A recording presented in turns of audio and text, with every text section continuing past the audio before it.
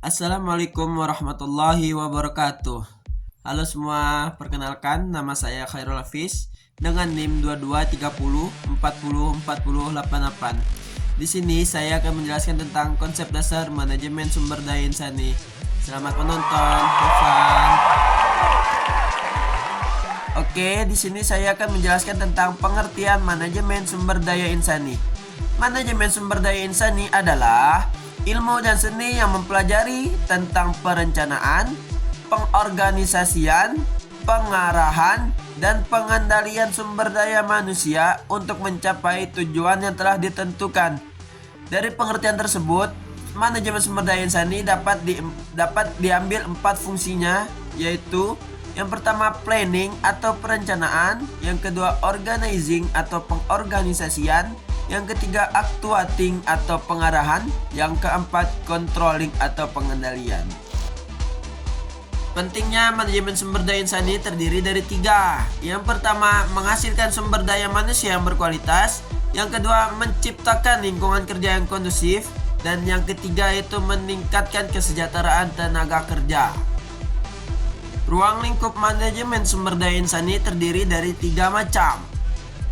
Yang pertama, personalia. Yang dimaksud dengan personalia adalah lingkup personalia dalam manajemen sumber daya manusia mencakup perencanaan, rekrutmen, seleksi, penetapan karyawan di posisi yang sesuai.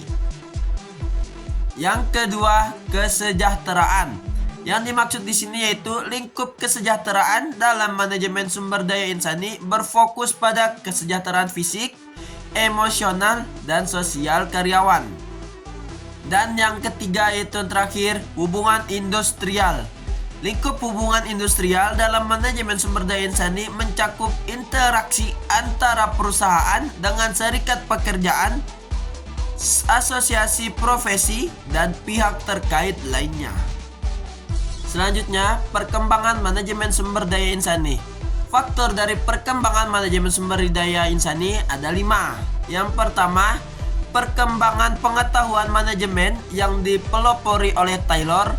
Yang kedua, kekurangan tenaga kerja pada Perang Dunia Pertama bagi negara-negara yang terlibat peperangan.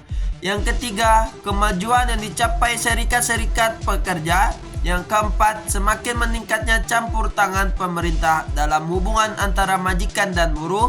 Dan yang kelima, akibat depresi besar di tahun 1930. Dalam manajemen sumber daya insani terdapat 2 kekurangan. Yang pertama, masalah, dan yang kedua, tantangan. Masalah yang sering terjadi pada sumber daya insani yang pertama, tidak jelasnya informasi mengenai data karyawan. Yang kedua, menganggap remeh pelatihan sumber daya insani. Yang ketiga, gegabah dalam merekrut karyawan baru. Yang keempat, menjanjikan hal yang tidak sesuai. Dan yang kelima, kebijakan sumber daya insani yang kurang memadai.